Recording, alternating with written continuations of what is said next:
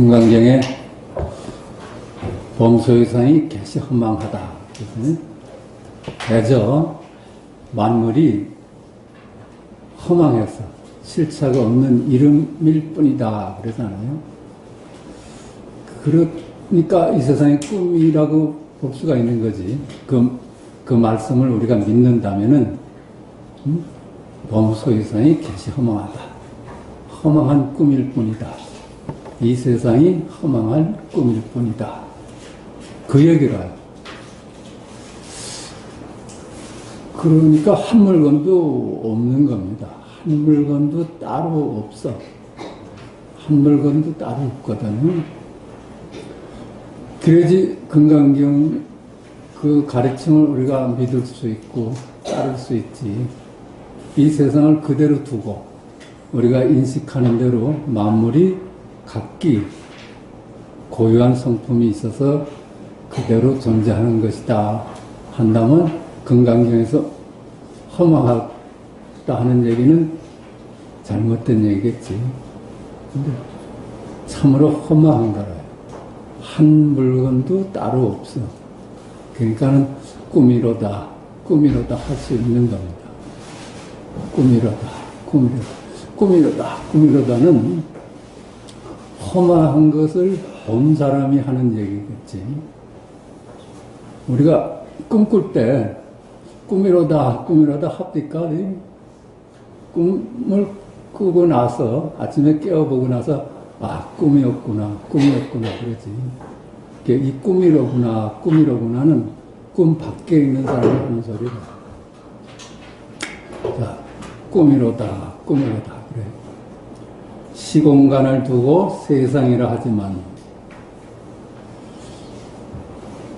걸음마다 새 세상이고 손음마다 다른 세상이니 어찌 세상을 두고 따로 있다 할 것인가. 우리는 시간과 공간을 세상이라고 여기고 있습니다. 그런데 어때요? 우리가 객관적으로 존재하는 세상을 우리가 더불어 살까요? 객관적으로 존재하는 세상을 우리가 더불어 산다고 믿는다면 객관적인 세계가 따로 있는 거지. 그대로 그 꿈이라 할 수는 없는 거죠. 근데 어때? 걸음걸음마다 세상이 다른 거 아닐까요? 걸음걸음마다 시간이 다르잖아요. 우선 시간이 다르고 한 걸음 전에 공간하고 한 걸음 후에 공간이 달라. 동서남북 상하좌우가 다르고, 그러니까 걸음마다 새 세상이죠. 한 번도 동일한 세상을 사는 적이 없어. 촌음마다 다른 세상이에요. 다른 세상이에요. 어찌 세상을 두고 따로 있다 할 것인가. 그렇게 걸음마다 다른 세상이고 촌음마다 다른 세상이면 그것이 실체가 있는 세상이라 하겠어. 무상한 그림자일 뿐이지. 그러니까 이게 시간과 공간이 각자의 시공간입니다. 우리는 얼른 생각하기에 객관적인 공통된 시간과 공간을 우리가 더불어 산다 하는데 우리가 다르지 않아요. 제가 보는 여기 좌우하고 상하하고 또 여러분하고는 다르잖아. 그냥 각자의 세계라요. 각자의 세상을 만들어가면서 사는 거예요. 그러니까 각자의 세계가 서로 걸림없이 산다면은 그게 그림자요 이미지일 뿐이니까 그게 가능하지. 각자의 세계가 따로따로 실제한다면 어찌 그게 가능하겠어요? 그러니까 지금 여기 일이야. 지금 여기일 뿐이야. 그 실제하는 거는 견문각지하는 그 살아있는 자리만 실제하지 그 외에 한 물건도 따로 없습니다.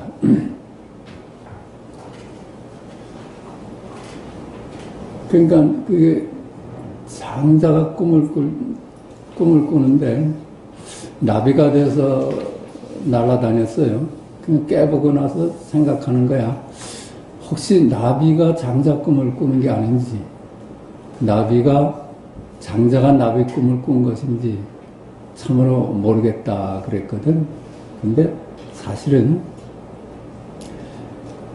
나비로 날아다니는 세상도 꿈이었고 장자로 활동하는 것도 꿈이었거든. 근데 꿈이라고 보면은 어떤 게 진짜예요? 다 꿈이지. 그러니까 모두 지금 여기 일만이 실제 하는 거라요. 꿈속에서 그러잖아요. 나비가 자기가 꿈꾼다고 생각은 안 했을 거야. 근데 그게 전부 깨어보니까 지금 여기 내일이었어, 내일. 그와 마찬가지로 지금 이 현실도 꿈이라고 보니까 그게 전부 지금 여기 내일이야. 이것만이 아주 실제 하는 거라요. 그러니까 우리가 10명이 앉아서 합숙을 하면서 그 제각기 꿈을 꿨다 해봐요. 그 10명이 꾸는 꿈은 다 다르잖아요. 그 세계가 마치 그래. 우리 20명이 우리가 사는 세상을 꿈이라고 보면 20명이 다 각기 꿈을 꾸고 사는 거예요.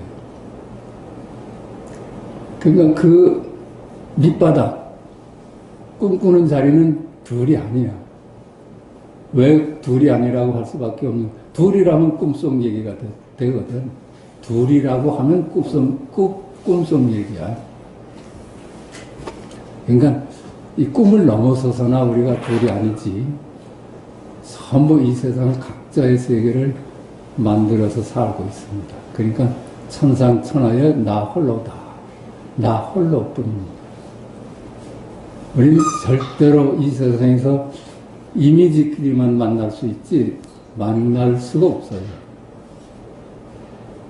제가 아는 여러분이 내가 아는 이미지일 뿐, 얘기일 뿐이라요. 또 여러분도 마찬가지일 거야. 저를 아는 것이 여러분의 생각을 알고 이름을 알고 얘기를 알지. 그 이상 가질 않아. 그러니까 그 이상, 그 얘기 넘으면 우리가 한 자리라. 부처님은 그걸 밝히셨거든요.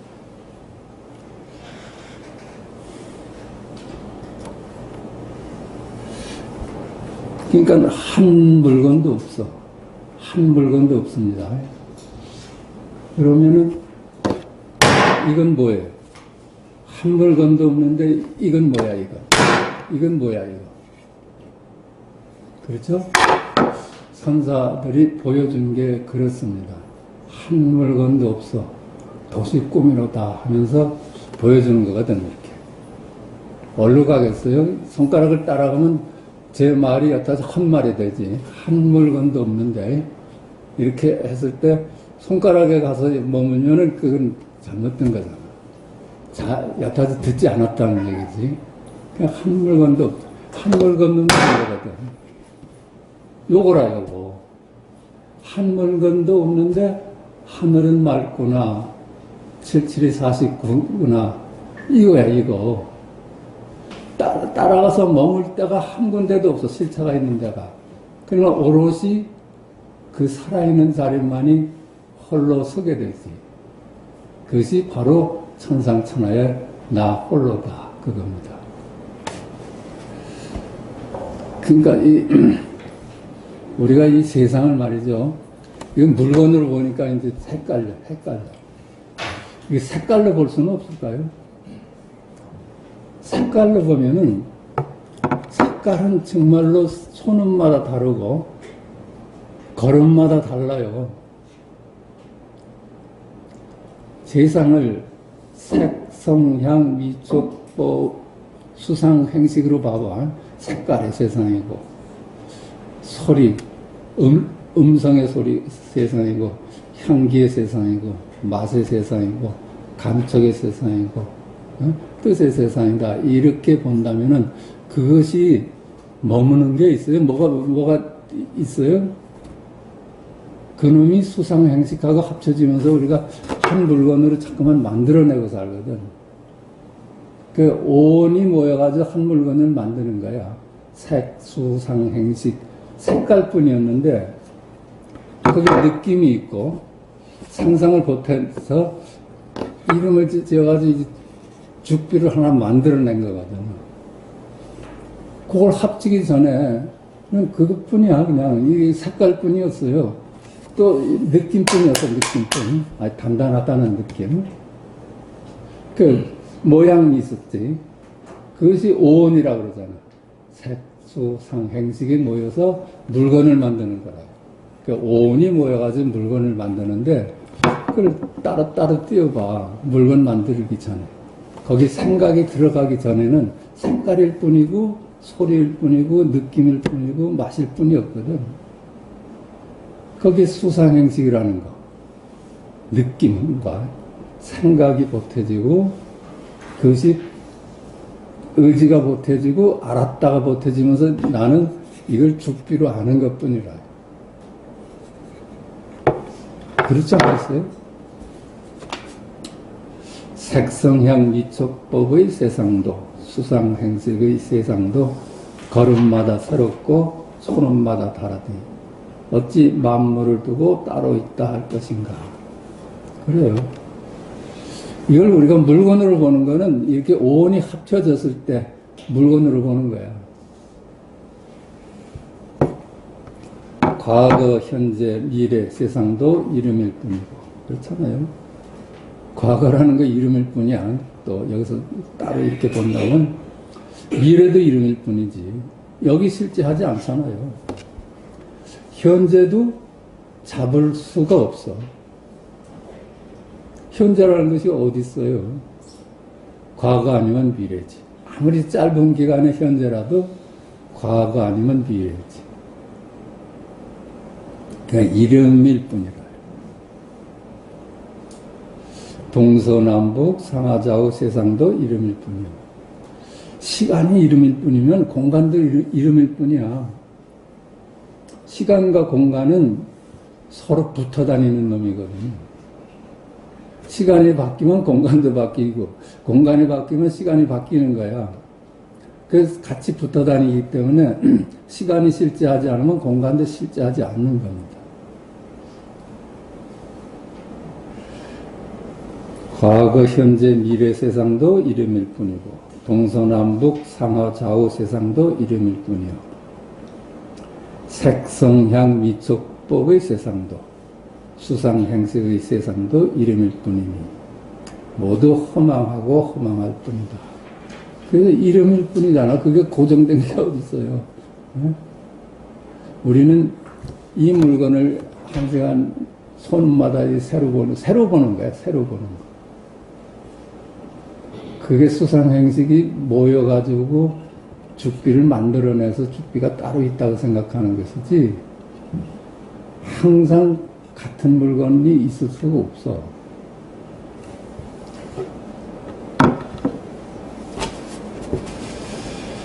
한 물건도 따로 없으니 과거, 현재, 미래 세상이 모두 지금 여기리. 그러니까 과거도 실제하지 않고 미래도 실제하지 않고 현재도 실제하지 않아. 그와 같이 시간이 실제하지 않으니까 공간도 실제하지 않아요. 시간과 공간이 전부 내가 그려낸 그림이고 이미지일 뿐이라요. 그러면 뭐만 남아요? 그래도 지금 말하고 보고 듣고 하잖아요. 이거는 이미지가 말하고 보고 듣고 하겠어요? 그림자가 어떻게 말하고 보고 들어? 생명만이 할 수 있지.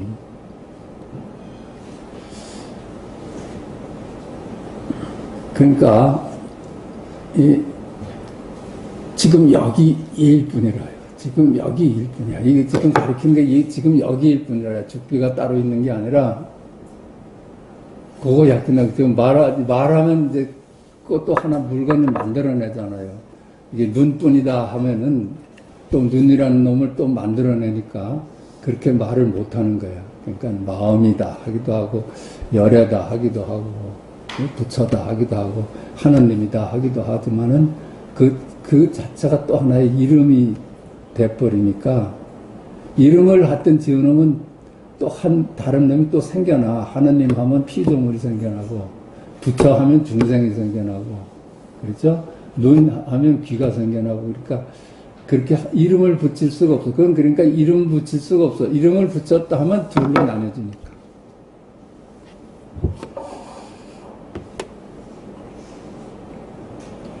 그러니까 소와 과거, 현재, 미래 세상이 모두 지금 여기 일이고 동서남북, 상하, 좌우 세상이 모두 지금 여기 일이니 너 없는 나만이 홀로 드러나는구나. 그러니까 너 없는 나라는 표현을 썼어. 너 없는 나가 어디 있겠어요?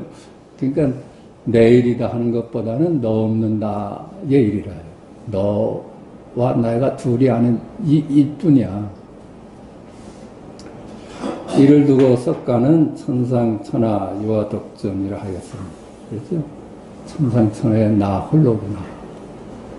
우리가 근본적으로는 홀로입니다. 외로울 수밖에 없는 존재입니다.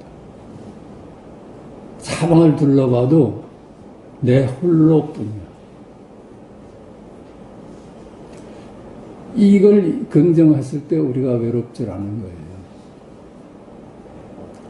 이걸 긍정하지 않고 외로운 걸 딴 데서 메꾸려고 하면은 늘 헤매. 그걸로 메꿔질 수가 없는 거예요. 본래 무상한 존재니까.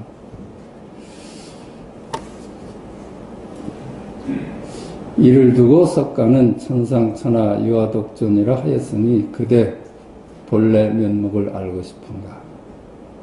모두 허망하고 꿈속 일을 하면 꿈이로다는 또 무슨 물건인가. 그래요. 모두 허망하고 그림자인데 그림자다. 그림자는 이게 뭐야. 이놈이라 바로. 그림자로다. 꿈이로다. 이놈만이 살아있는 실제 하는 거라. 허망한 말도 따르지 않고 모양도 따르지 않아. 한 물건도 따로 두지 않는다면, 그렇죠. 허망한 말도 이제 말을 따를 수가 없잖아요. 말에 가리키는 대상이 실체가 없는 이름일 뿐이야. 그러니까 말을 안 따라가. 모양도 따라갈 필요가 없죠. 그게 실제가 아니니까. 한 물건도 따로 없다면, 모양마다 열애. 모양마다 열애고, 말씀마다 열애. 전에도 말씀드렸지만, 성경에서도 그런 말씀이 있더라고요. 요한복음에, 말씀이 하나님과 함께 하시니, 말씀이 곧 하나님이더라. 세상 만물이 그로 인하지 않은 것이 하나도 없다. 이런 구절이 있는데 이것이 우리 가르침하고 아주 똑같은 얘기입니다. 말씀이 하나님이에요. 모양마다 하나님이고 말씀마다 하나님이에요. 모양마다 부처고 말씀마다 부처라요. 그러니까는 부처를 묻는 질문에 조주는 뜰 앞에 잣나무다 그랬죠. 말씀으로 전했거든요. 의미가 중요한 게 아니야. 하느님을 보여준 거라요. 뜰 앞에 잣나무다 하고 보여준 거야. 그러니까 보여주는 방법은 많지. 이렇게도 보여줘. 그죠? 이렇게도 보여줘. 이렇게도 보여줘.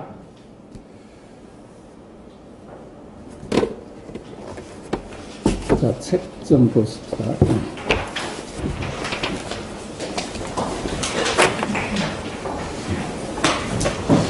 그러니까 우리 공부는 설명으로 전할 수가 없어요. 허망한다.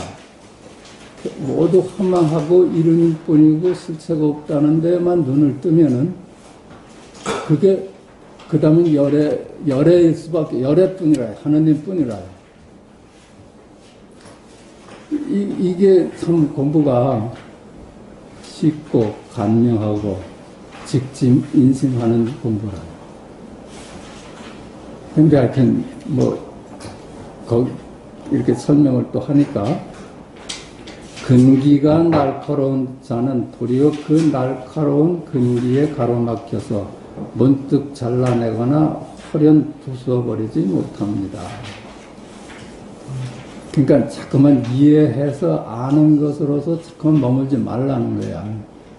이게 한 번에 안다고 해서 끝내지질 않으니까 거듭거듭 여기에 마음을 기울여서 살라는 뜻입니다. 이해하는 것이 그걸로 이 세상이 부서지겠어요? 이 세상이 꿈이다 해서 꿈이래 하는 걸로 이 세상이 부서지겠어? 계속 여기다가 마음을 쏟아서 살아야지 되는 거야.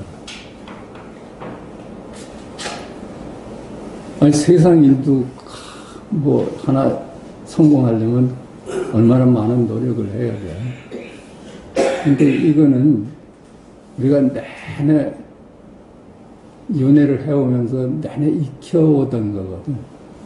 세상 만물이 따로따로 존재한다는 그것에 푹 젖어서 있었기 때문에 그게 안다고 해가지고 그것이 활짝 꿈에서 깨어나질 못해요.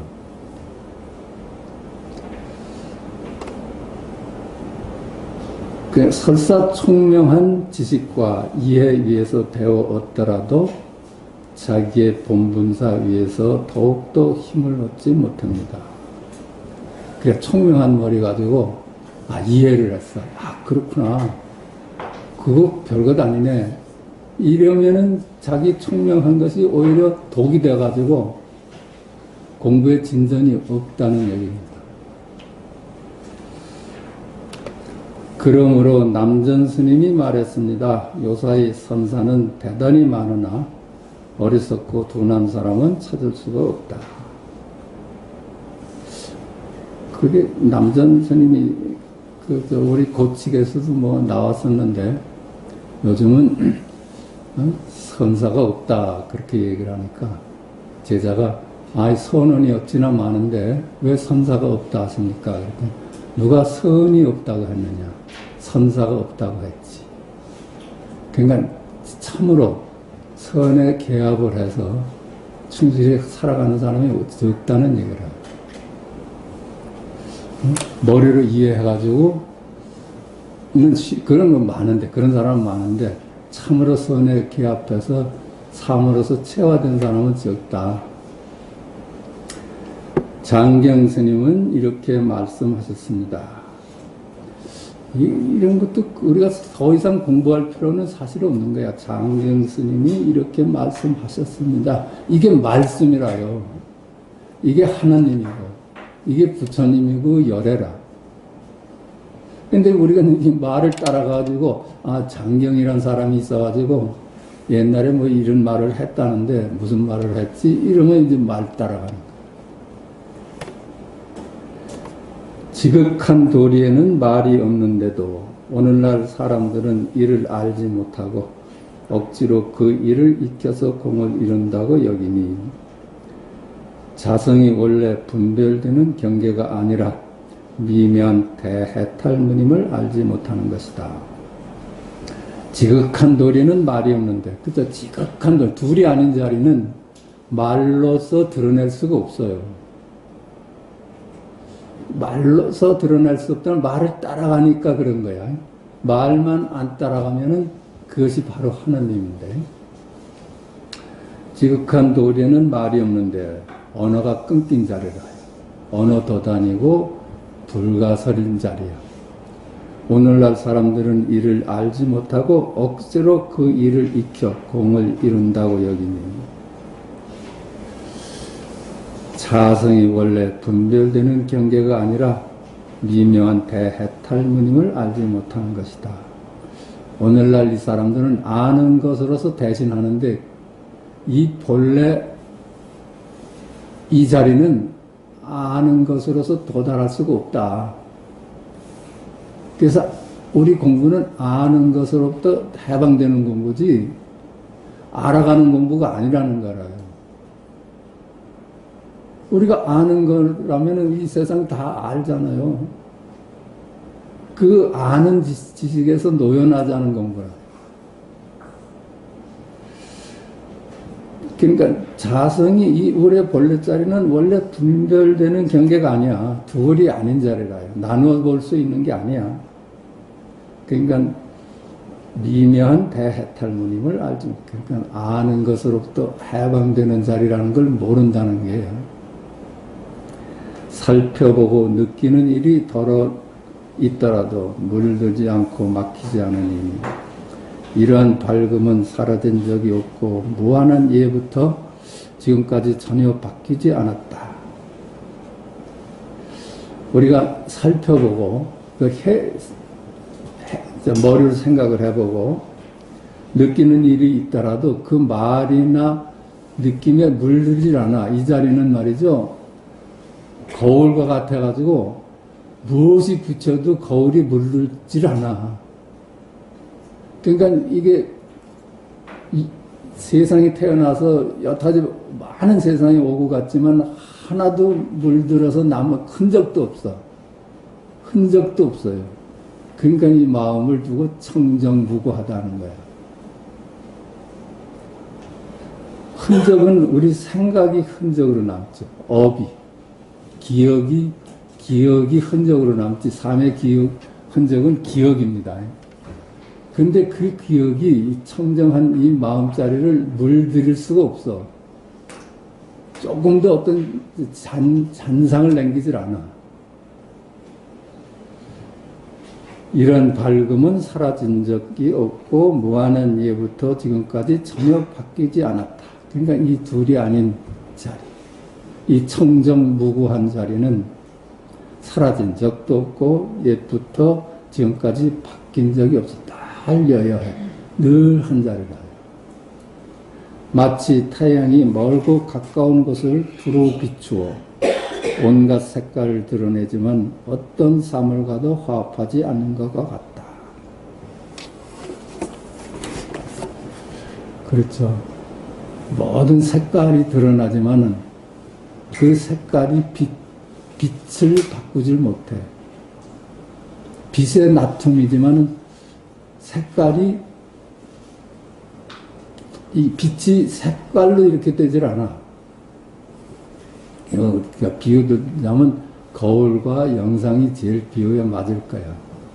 거울은 온 세상을 다 비춰내지만은 거울은 한 번도 물든 적이 없어요. 그러니까 실체가 없는 거지. 물들일 수 있어야지 실체가 있는 거지. 그림자가 어떻게 물을 들여?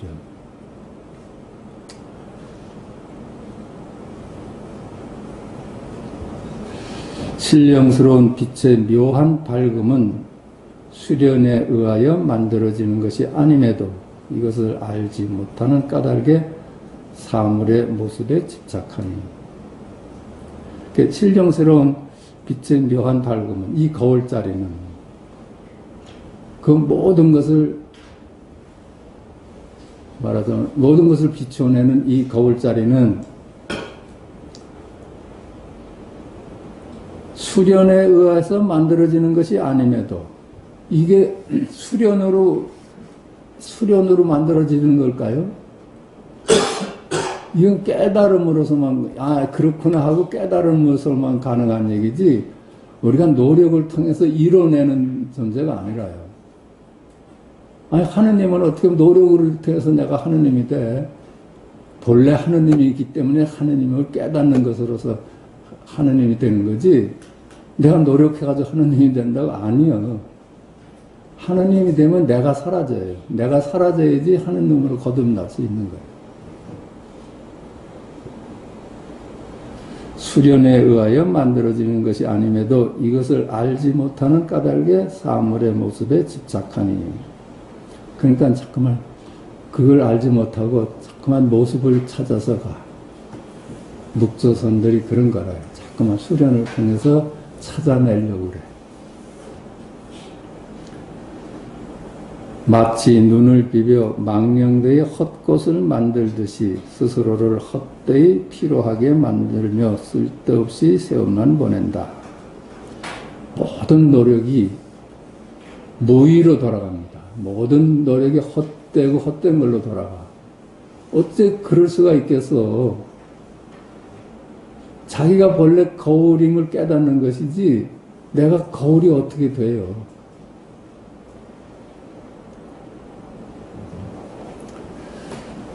그러니까 뭘 찾아가는 것이 마치 눈을 비벼가지고 헛된 것을 보는 거하고 같은 거예요.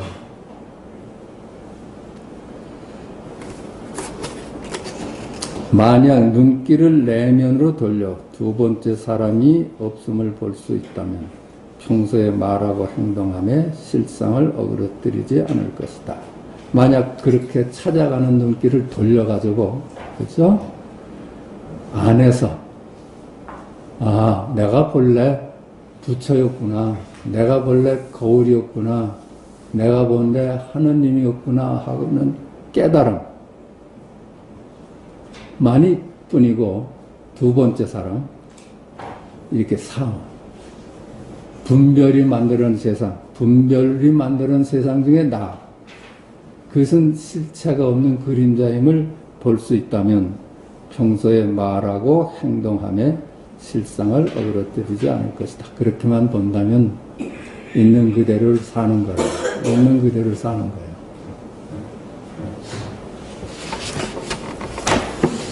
님께서는 스스로 근기가 둔하다고 하시니 한번 이와 같이 돌이켜 보십시오. 둔함을 아는 자도 둔합니까? 이거라요. 님께서는 스스로 근기가 둔하다고 하시니 자기가 이제 한탄을 했거든. 나는 둔하고 어리석어서 이 공부에 진정이 없습니다. 그러니까는 한번 이와 같이 돌이켜 보십시오. 둔함을 아는 자도 둔합니까? 꿈이라고 아는 사람도 꿈을 꿈입니까? 이거라요. 나는 참으로 둔해. 이게 깨달음이라요. 근데 말을 따라가서 둔함에 머무니까 얘가 이제 깨달음이라고 모르지. 사실은 깨달음이 있으니까, 영특함이 있으니까, 소소영령한 자리가 있기 때문에 나는 둔해 할 수 있는 거예요. 소소영령한 자리가 없는데 어떻게 나는 둔한 놈이야, 바보야, 이런 얘기를 어떻게 해. 그러니까 나는 똑똑하다고 해도 그 소소영령한 자리가 있어서 똑똑하다고 할 수 있는 거고, 둔하다 해도 그 자리가 있어서 가능한 얘기야. 그러니까 나는 둔해. 이게 벌써 그냥 다 부처라요. 그 이상 또 찾을 것이 없어, 사실은. 만약 이와 같이 돌이켜보지 아니하고 단지 근기가 둔함에 머물러 다시 번뇌를 일으킨다면 헛된 환상 위에 다시 환상을 더하는 것이며 헛꽃 위에 또 헛꽃을 더하는 것입니까? 뜻입니다. 이렇게, 그러니까, 아이고, 나는 참으로 어리석어 바보야. 이것이 그대로 깨달음인지를 네가 돌이켜보질 않고, 나는 둔해, 나는 바보야 하는 생각에 머물러 있으면은, 헛된 환상에 다시 환상을 더하는 것이야. 그러니까는 나는 바보니까 이제 똑똑한 사람이 돼야 돼 하는 것이 망상을 하면서 꿈을 꾸면서 또 꿈을 꾸는 거예요. 그러니까 우리가 한마디에 열애를 볼 수 있다면, 여기서 헛된 환상이라든가 무슨 뭐 한마디에 그 열애를 볼 수 있다면 거기서 공부는 끝나는데, 나는 중생이니까 이제 부처가 돼야 돼 하면은 꿈속의 꿈이라요. 거기서 찾는 부처는 꿈속의 꿈이야. 꿈꾸는 놈이 또 더 나아가서 부처 꿈을 또 꾸는 거라요. 헛꽃 위에 또 헛꽃을 더하는 것입니다. 죄송합니다. 잘 들어보십시오. 근성이 둔함을 아는 이것은 결코 둔하지 않습니다. 그렇죠? 소송이 영영한 자리가 있어서 비로소 나는 둔한 놈이야 이럴 수 있는 거라요. 그러니까 나는 둔한 놈이다 해서 벌써 다 드러난 거야. 크리스나 물 때도 그러더라고요. 학생이 와서 저는 참 어리석습니다. 나는 바보입니다. 그러니까 네가 참말로 어리석으면 네가 바보인지를 어찌 알겠느냐. 그 자리가 있어서 바보없다고 할 수 있는 거라.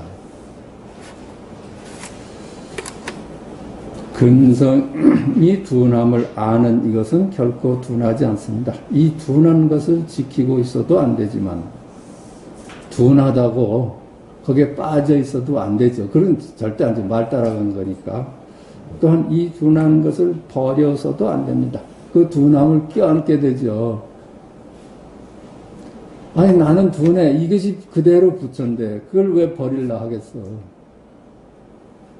나는 둔해. 이것이 부처면 나는 똑똑해. 이것도 부처라. 취하고 버리고 날카롭고 둔함은 사람에게 있지 마음에 있지 않습니다. 그러니까 이 마음은 둘이 아니에요. 근데 둘인 거, 취하고 버리고 똑똑하고 어리석다 하는 거는 우리 분별에 있는 거예요. 분별. 그 사람에 있다. 그 이법의 세상에. 만물을 따로따로 존재한다고 하는 망상에 있는 일이지, 본래 망상을 넘어선 보리 입장에서는 어떤 것도 부처라. 어리석다 해도 부처고, 똑똑하다 해도 부처고, 그래. 중생이다 해도 부처고, 열애다 해도 부처라. 이 마음은 과거, 현재, 미래의 모든 부처와 한 몸으로서 둘이 아닙니다. 만약 둘이 있다면 법은 평등하지 않을 것입니다. 이 마음은, 본래 이 자리는 과거, 현재, 미래의 모든 부처와 한 몸으로서. 그래요. 누구나 우리가 그 거울을 하나로 쓰고 있거든요. 거울은 나뉘어진 적이 없어. 역대 모든 생명이 이 거울을 쓰고 살았지, 한 번도 한 놈도 이 거울밖에 있는 놈이 없었는데 우리가 나눠보는 것뿐이라.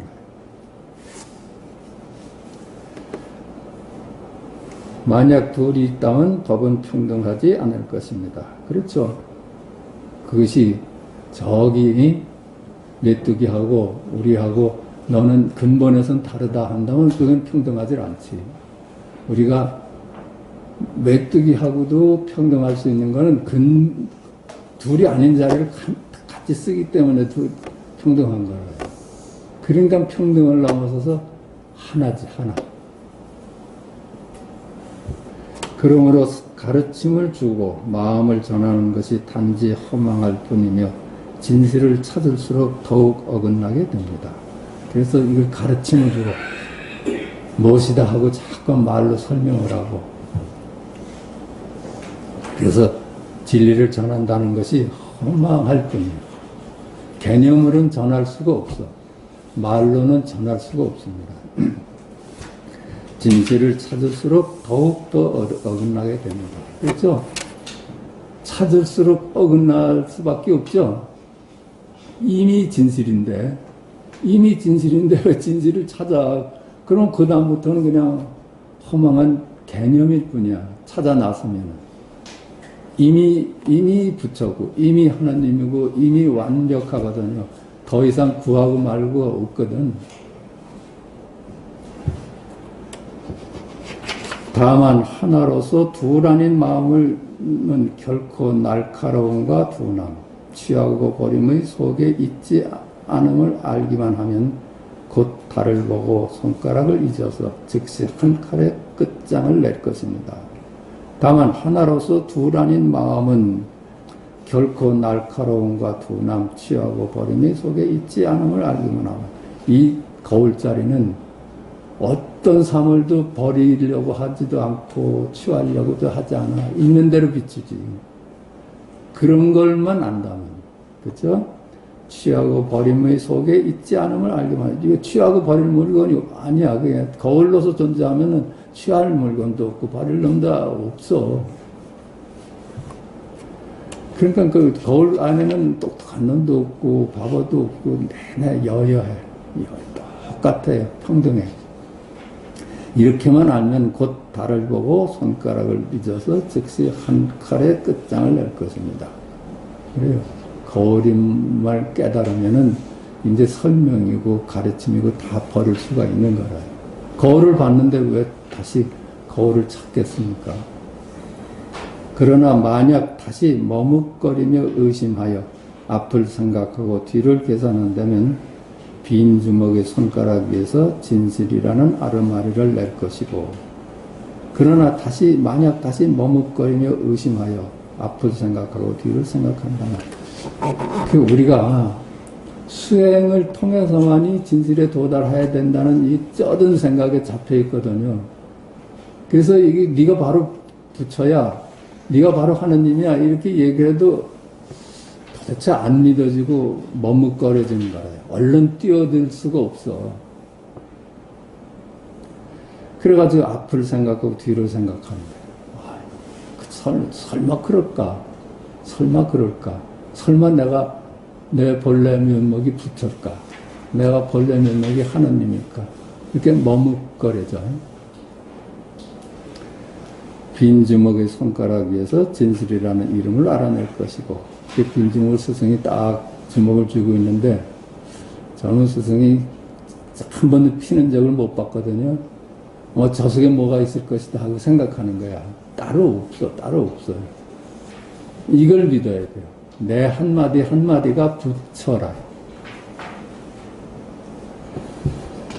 주관이니 객관이니 하는 속에 헛되이 조작해낼 것입니다.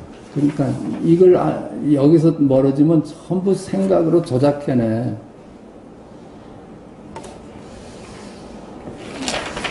헛되이 조작해낼 것 같아요. 오온과 18개 속에서 헛되이 사로잡혀서 끝마칠 날이 없을 것입니다. 오온과 18개가 뭐예요? 색수상행식 그렇잖아요. 그렇죠? 그 경계에서 찾아. 18개가 그래. 오온과 18개 속에서 헛되이 사로잡혀 끝마칠 때가 없어. 거기서 찾으면 끝마칠 수가 없어. 끝마칠 수가 없어. 회광반조에서 마음을 돌이켜서 거울로 돌아가야지 일이 끝나지. 몇 년 전부터 한 부류의 삿된 스승들이 묵조선을 말하면서 사람들에게 하루 종일 이 일을 관여하지 말고 쉬고 또 쉬며 말을 하지 말아야 하고 금시에 떨어질 것을 두려워하라고 가르칩니다. 몇 년 전부터 한 부류의 삿된 스승들이, 그러니까 묵조선을 하는 사람들을 삿된 사람이라고 그러거든. 진실이 아닌 것을 자꾸만 진실이라고 가르치니까 그게 삿되다고까지 얘기를 해요. 묵조선을 말하면서 사람들에게 하루 종일 이 일을 관여하지 말라. 너 깨달음이니 견성이니 이거 헛된 얘기야. 그런데 자꾸만 속지 마라 이 얘기야. 이 일을 관여하지 말고 견성이나 깨달음이나 여기에 상관하지 말고 또 쉬고 또 쉬며 말을 하지 말아라. 입 딱 다물고 묵묵히 비춰보고만 있어라 이런 거예요. 그 묵조선이 그렇게 하잖아요. 그래가지고 금시에 떨어질 것을 두려워하라고 가르칩니다. 이 세상, 이 시공간 속에 떨어질 걸 두려워하라 이렇게 가르칩니다. 흔히 사대부가 총명하고 날카로운 근기에 불임을 당하여 시끄러운 것을 싫어하다가 문득 저 삿된 스승들에게 고요히 앉으라는 가르침을 받고서 수월해짐을 경험하면 곧 이것을 옳다고 여기고 다시는 묘한 깨달음을 찾지 않고서 다만 말없이 고요히 있을 것을 지극한 법칙으로 삼습니다. 흔히 사대부가, 우리가 사대부로 하면은 세상을 이끌어가는 사람들 아니에요? 선비지, 선비들이 총명하고 날카로운 근기에 불임을 당해서 자기 꾀에 불임을 당하는 거예요. 그 사람들은 자기 꾀에 넘어갑니다. 자기 생각에 넘어가. 야타지 똑똑하게 살았거든. 그러니까 똑똑한 것이 이 일을 해낼 수 있다고 생각해. 그래서 똑똑한 걸 총명하고 날카로운 그림, 근개 부림을 거기에 속아서 시끄러운 것을 싫어하다가 그냥 시끄러운 걸 싫어하는 이 사람들이 피해가는 거래요. 아, 시끄러운 세상이 싫으니까 마지막 택하는 것이 묵조선이라. 자꾸만 마음을 비워가고 시끄러운 세상에서 도망가. 그러면 굉장히 편하거든요. 해보면 삿된 스승들에게 고요히 앉으라는 가르침을 받고서 수월해짐을 경험하면, 이게 명상을 해보든지 하면은 굉장히 편해지거든요. 수월해지고 모든 것에부터 놓여나고. 그렇게 수월해짐을 경험하면 이것이 옳다고 이것이 정법이로구나 하고 여기고는 묘한 깨달음을 찾지 않고서, 그렇게 찾아가는 것으로는 절대로 거울이 될 수 없는데 다시는 묘한 깨달음을 찾지 않아. 이게 마지막 진실이다 하고 머물러 버려. 그러면 이제 공부가 잘못하는 거라는 거야. 이것이 옳다고 여기고 다시는 묘한 깨달음을 찾지 않고서 다만 말없이 고요히 있는 것을 지극한 법지로 삼습니다. 이것이 마지막 진실로 삼습니다. 이것이 참으로 망상이거든요. 저는 구업을 짓는 것을 아까워하지 않고 힘써 이러한 폐단을 바로잡으려 합니다. 그렇죠. 구업 짓는 거지. 저건 삿된 거고 이것이 정법이다. 이런 것이 다 구업이 되지. 할 수 없이 말하는 것이라요. 이게 다 나눠보는 거잖아요. 나는 정법인데 너는 사법이다 하는 게 나눠보는 거거든. 근데 망상도 보리라 그랬잖아요. 보리만 보리가 아니라 망상도 사실은 보리야. 그러니까 사법과 정법이 따로 있질 않아. 그게 부처님도 강을 건너면 뗏목을 버려라 그랬거든. 나는 이 바른 법도 버려야 하거늘 하물며 바르지 않은 법이랴 그러잖아. 그러니까 사법과 정법이 이게 그냥 설명을 하기 위해서 손가락으로 하는 거지 사법이 따로 있고 정법이 따로 있질 않아. 말을 따라가면 어떤 거나 사법입니다.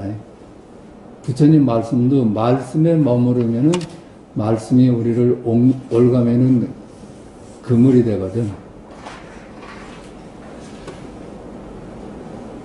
그리하여 요즘은 이것이 잘못된 것일 줄 아는 사람이 조금씩 생겨나고 있습니다. 조금 쉬겠습니다.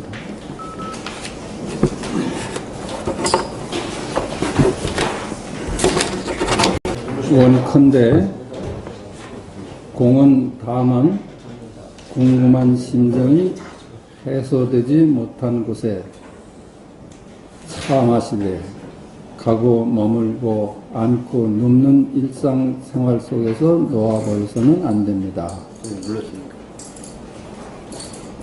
이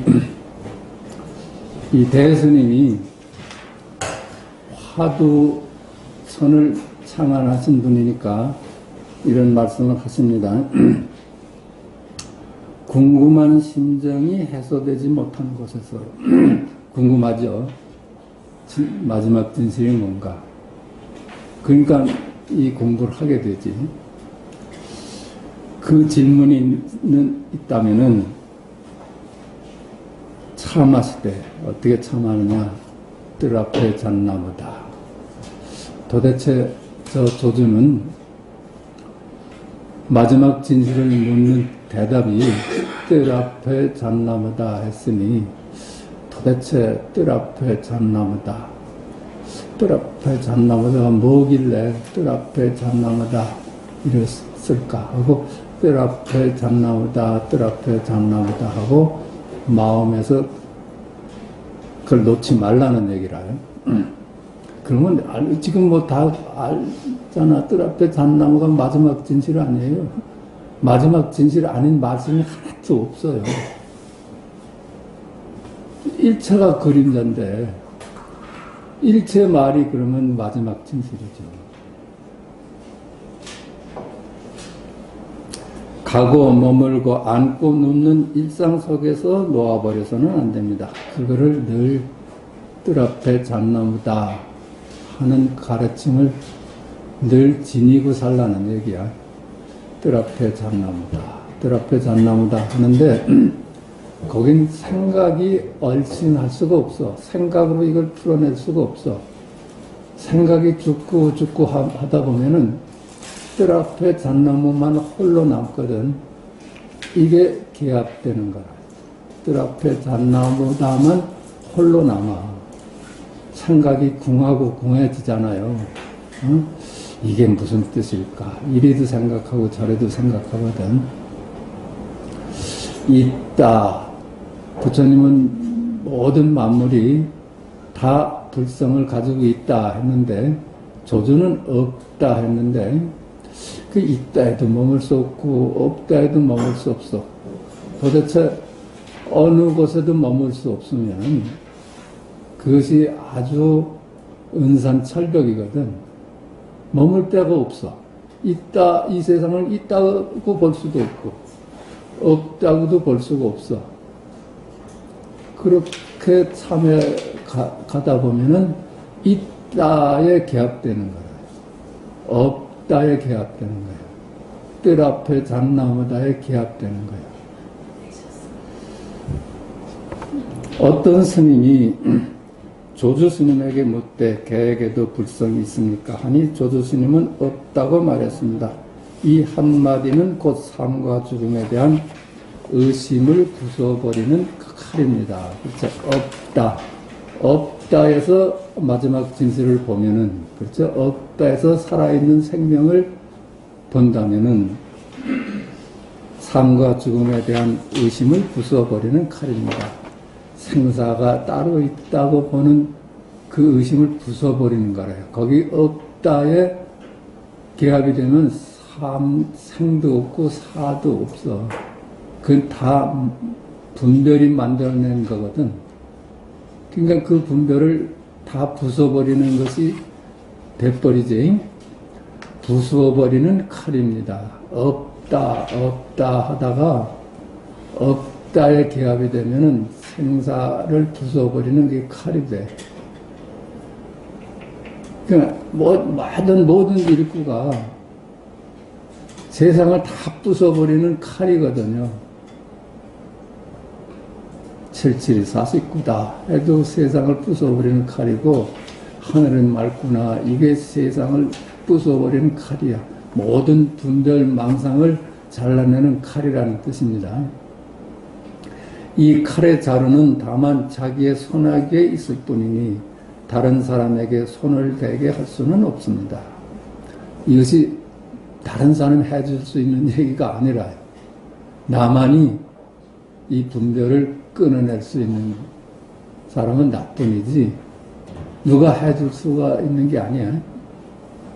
모름지기 자신이 직접 손을 대어야만 합니다. 만약 목숨을 버렸다면 비로소 스스로 즐겨 손을 댈 것입니다. 그래가지고 이제 목숨을 버렸잖아요. 깨달아 보니까 둘이 아니야. 오로지 거울뿐이야. 거울에서 비춰져 있는 나도 너도 전부 영상이었어. 영상임을 깨달으니까 내가 사라져. 그래서 부처님은 잠깐 무아를 설하셨거든. 네가 없다. 너는 실체가 없는 그림자일 뿐이다. 이렇게 설하셨거든. 그래서 목숨을 내가 사라지니까 비로소 스스로 즐겨 손을 댈 것입니다. 그러니까 이 둘이 아는 자리에 대해서 이렇게도 설명할 수고 저렇게 손을 댈 수가 있는 거야. 그 눈을 뜨고 나서는 손을 대서 이렇게도 전하려고 하고 저렇게도 전하려고 할 수가 있다는 얘기라요. 스스로 즐겨 손을 댈 것입니다. 만약 아직 목숨을 버리지 못했다면 우선 다만 궁금한 심정이 해소되지 못한 곳에서 버티고 계십시오. 아직 당신이 사라지지 않았다면, 내가 실제하지 않는다는 것이 철저하지 않는다면은 우선 궁금한 심정이 해소되지 못한 곳에서 버티고 계십시오. 그 궁금한 심정이 해소되지 않은 곳에서 뜰 앞에 잣나무다. 있단가 없다에 버티고 서 있으라는 거예요. 그것만 딱 잡고 문득 스스로 기꺼이 목숨을 한 번 놓아버리면 곧장 끝납니다. 한 번 뜰 앞에 잣나무다 이것뿐이구나 하고 와서 탁 닿으면은 이제 공부가 다 끝난다는 얘기야. 목숨을 한 번 놓아버리면 곧 끝납니다. 그것이 그 자리가 바로 내가 죽는 자리고 내가 거듭나는 자리입니다. 그때에야 비로소 고요한 때가 곧 시끄러운 때이며 시끄러운 때가 고요한 때이고 말하는 때가 곧 침묵하는 때이며 침묵하는 때가 곧 말하는 때라는 것을 믿을 것입니다. 그때에야 분별이 쉬면서 양면이 둘이 아니다 하는 거야. 시끄러운 것이 고요한 것, 고요한 것이 시끄러운 거라요. 우린 고요한 것하고 시끄러운 것을 나눠보면은 시끄러운 걸 버리고 고요한 것을 취하려고 하는데 문득 둘이 아닌 자를 깨달으니까 고요한 건 고요한 것대로 완벽하고 시끄러운 건 시끄러운 것대로 완벽한 거예요.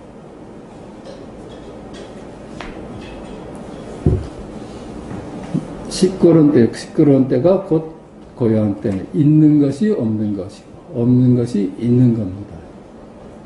공통분모가 같아서 그래. 말하는 때가 곧 침묵하는 때이며 침묵하는 때가 곧 말하는 때라는 것을 믿을 것입니다. 침묵이 곧 말이, 말이 곧 침묵이라. 인도의 누구야? 유마는 침묵했잖아요. 양구했다 그래. 도대체가 입에 담을 수 없어. 둘이 아는 자리를 입에 담을 수가 없으니까 침묵했거든. 제자들이 물을 때. 그 침묵하고 조주는 침묵을 안 하고 뜰 앞에 잣나무다 그랬거든요. 그래서 그 융화야 침묵하고 조주의 뜰 앞에 잣나무다가 달라요. 모양을 따르면 다르죠. 침묵과 말은 다른데 그게 다 둘이 아닌 자리를 전하고 있거든요. 둘이 아닌 자리를 드러내고 있거든. 봅시다. 말하는 때가 곧 침묵하는 때이며 침묵하는 때가 곧 말하는 때라는 것을 믿을 것입니다. 그래야 남에게 물을 필요 없지 저절로 삿된 스승의 터무니없는 말을 듣지 않게 됩니다. 간절히 빌고 빕니다. 그래요. 이게 말이죠.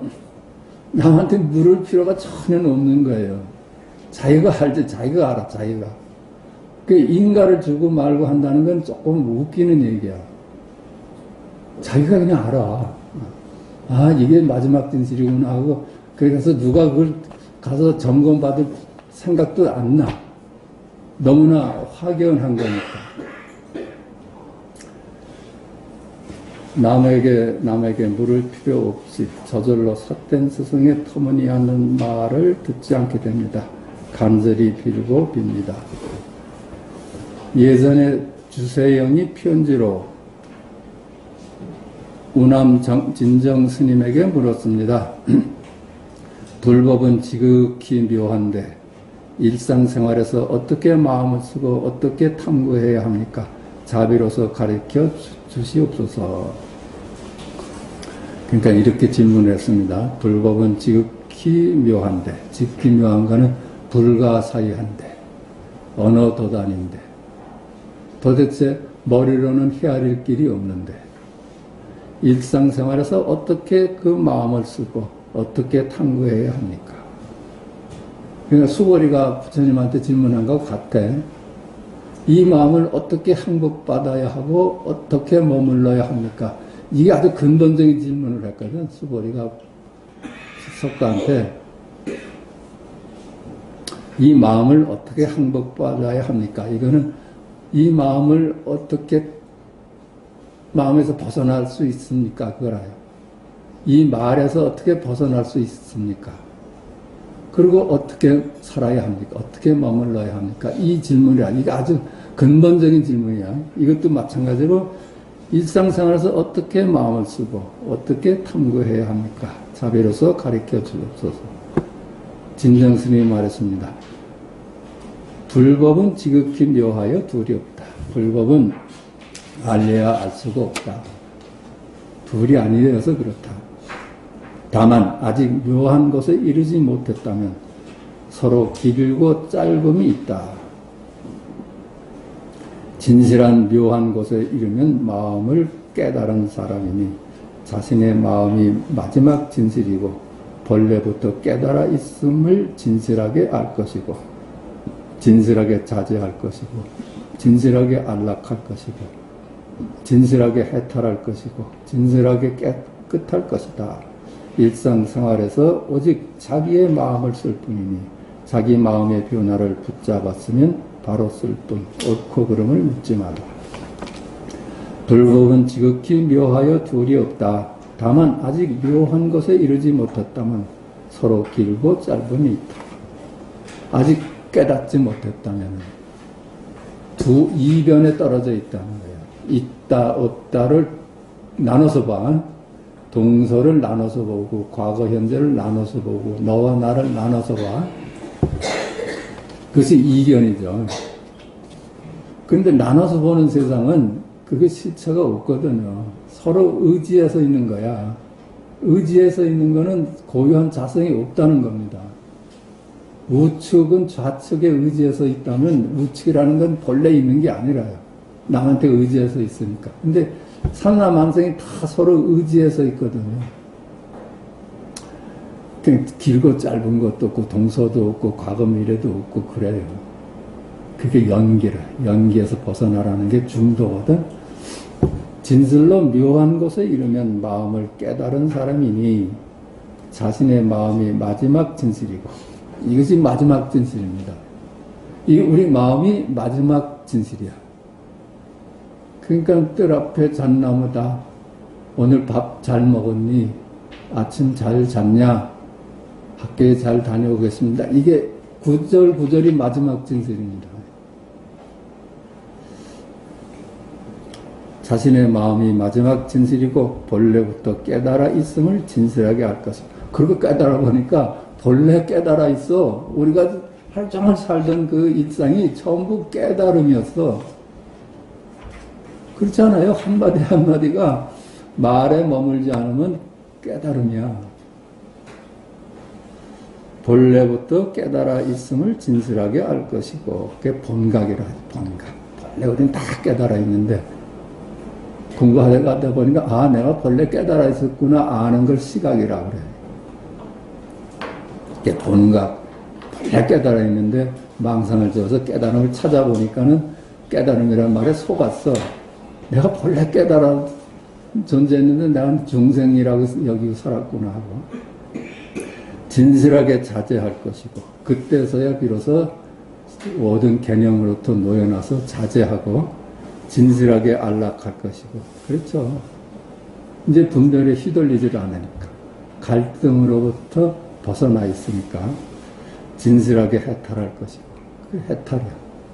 우린 해탈이라는 게 내가 갖고 있는 중독된 마음 분별에서 해탈하는 겁니다. 누가 나를 묶어요? 내 스스로 내 생각에 묶여 있는 거지. 진실하게 깨끗할 것이다. 일상생활에서 오직 자기의 마음을 쓸 뿐이니 나뿐이야, 나뿐. 지금 여기일 뿐이라. 자기 마음의 변화를 붙잡았으면 바로 쓸 뿐. 옳고 그름을 묻지 마라. 취사하지 마라. 취사하지 말라는 거예요. 탐진치나 개정해나 이걸 우린 분별은 나눠보는데 그 취사하지 말고 살아요. 선악도 우린 나눠보는데 취사하면 그게 바로 이 사바세계로 떨어지는 거예요. 마음으로 헤아리고 사랑하면 바로 옳지 않게 된다. 마음으로 헤아리지 아니하면 하나하나가 진실하며 하나하나가 밝고 묘하며 하나하나가 연꽃이 물에 젖지 않는 것과 같지만 마음의 깨끗함은 그 이상이다. 마음으로 헤아리고 사랑하면 바로 옳지 않게 된다. 헤아리고 사량하는 건 이법에 떨어지는 거야. 분별에 떨어지는 거라요. 취사하는 삶으로 떨어지는 거야. 이건 버리고 이건 취하고. 그러면 거기선 비교거든. 그 비교의 세상에나 취하고 버리거든요. 그럼 그 비교는 바로 갈등이고 힘들어진 삶을 살게 돼. 마음으로 헤아리지 아니하면, 분별하지 않으면, 비교하지 않으면 하나하나가 진실하며, 둘로 보면은 전부 진실하지 않습니다. 그러니까 둘로만 보지 않으면 하나하나가 다 진실해. 하나하나가 밝고 묘하며 하나하나가 연꽃이 물에 젖지 않는 것 같지만 하나하나가 소소영령한 자리다. 하나하나가 소소영령해. 마음의 깨끗함은 그 이상이다. 우리가 생각하는, 상상하는 그 이상이다. 그러므로 자기의 마음의 어두운 까닭에 중생이 되고 자기 마음을 깨닫는 까닭에 부처가 된다. 이 중생과 부처의 갈림길이 자기 마음을 본 사람은 부처고 자기 마음을 못 본 사람은 중생이다. 이런 얘기라. 그냥 분별심에 머물면 중생이고 분별심을 벗어나면 부처다. 이런 뜻이야.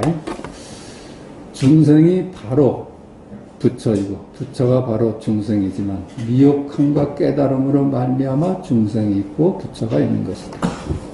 중생과 부처가 둘이 아니지만 그래요. 나는 부처다. 이게 부처고 나는 중생이다. 이게 부처야.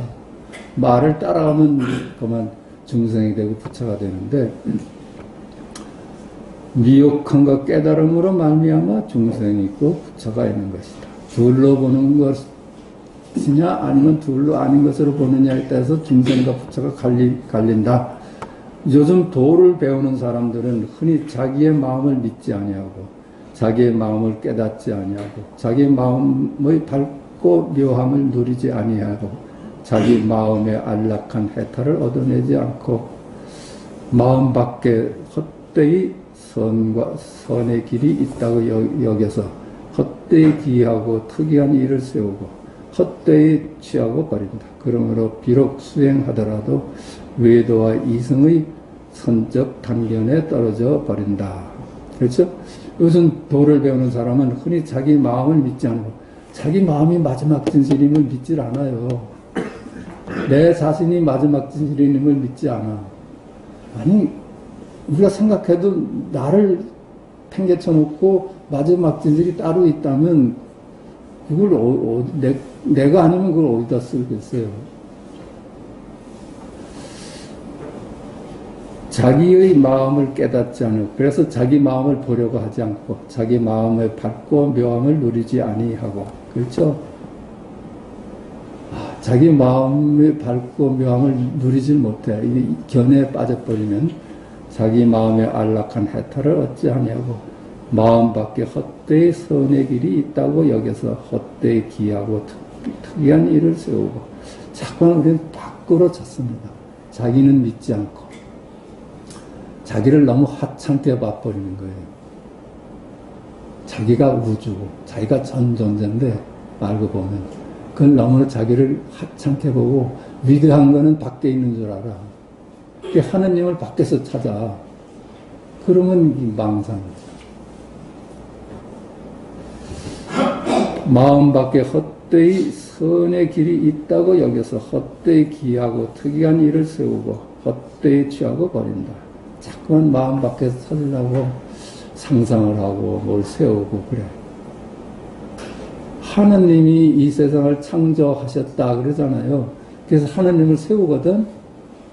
근데 하느님이 먼저겠어요? 하느님이 이 세상을 창조하셨다. 지금 여기 일이 먼저겠어. 이걸 사람들이 자꾸만 놓치는 거야. 우리 말을 따라가서 하느님이 이 세상을 창조하셨다.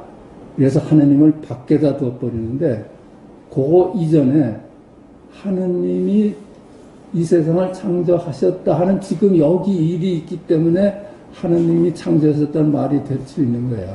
그게 참 항상 먼저라요. 아, 세상, 하느님이 먼저지. 하느님이 먼저지. 이게 먼저거든요. 하느님이 먼저다는 말을 안, 그걸 하나면 하느님이 어떻게 존재할 수가 있어. 다 지금 여기 이르라요. 하느님도 만들어내고 중생도 만들어내는 게 지금 여기 이르라.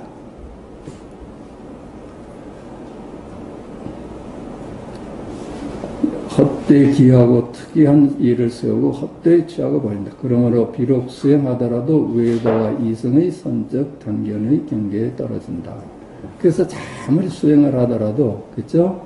외도들이 하는 거, 다른 가르침이 하는 거, 둘로 보는 거. 그래서 선적, 그죠? 고요한 데 머물려 하고, 이것뿐이다 하고 없다고 봐요. 단견이라고 해요. 윤회가 어딨어. 이게 뿐이지. 이게 단견이라요. 또 상견은 늘 있다고 생각하는 거. 단상 이견에서 노연하는 거거든요. 없다는 생각도 빠지지 않아야 되고, 있다는 생각도 망상이야. 그랬을 때, 있다, 없다로부터 노연하는 거예요. 뭐, 텔레비전 프로에 누가 보니까, 나는 누군가에 대해서 인문학들 논의가 있더라고. 근데 그 사람은 뇌가 마지막 근질이라고 얘기를 하더라고. 그 얘기를 하더라고. Who am I? 그 얘기를, 영어로 얘기를 하는데. 브레인이, 뭐, is I라고 그런가? 그렇게 얘기를 하더라고. 어떻게 보면 뇌가 마지막 진질일 수 있을까? 뇌는 그냥 물질이거든요, 물질. 우리가 물질과 마음을 나눠보면 물질이 어떻게 보는 일을 하고 듣는 일을 해요.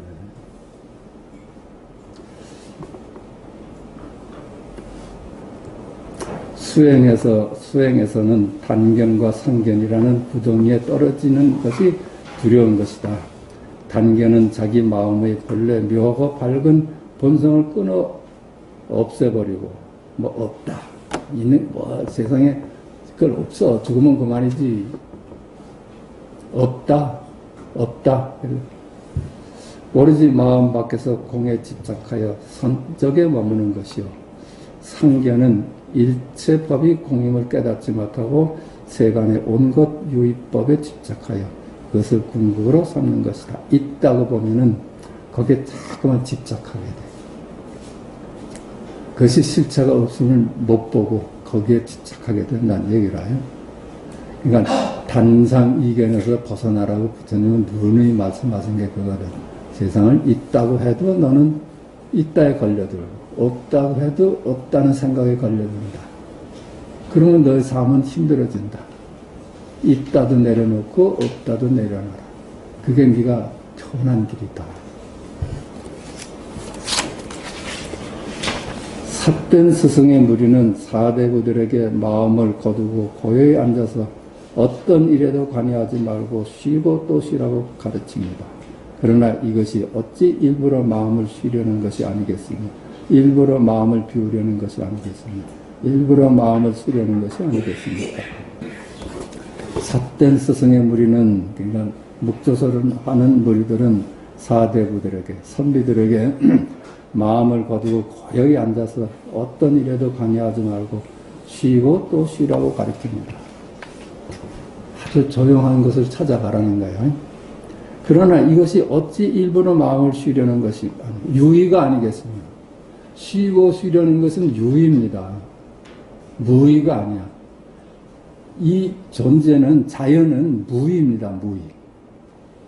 있는 그대로고 있는 그대로야.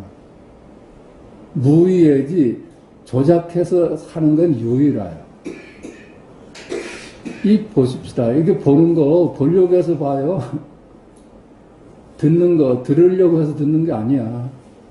느끼는 거 느끼고자 해서 느끼는 게 아니라요. 그대로 저절로 있는 그대로지. 있는 그대로. 이것만이 자연이라. 일부러 마음을 쉬려는 것이 아니겠으며 일부러 마음을 비우려는 것이 아니겠으며 일부러 마음을 쓰려는 것이 아니겠습니까? 행위자가 있잖아요. 거기, 그죠? 행위자가 있어. 내가 있어. 내가. 내가 뭘 이루어내려는 내가 있어. 일부러 하는 데에는. 그 내가 사라져야 되는데, 그것만 키워가잖아요.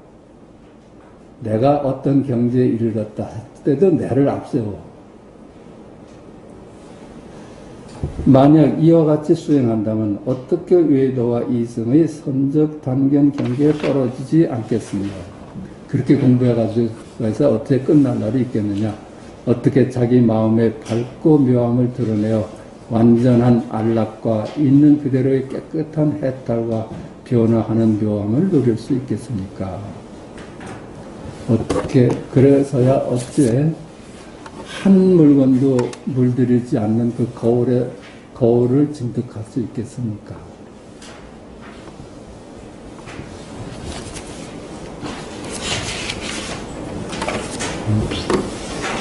자, 여기까지 하겠습니다.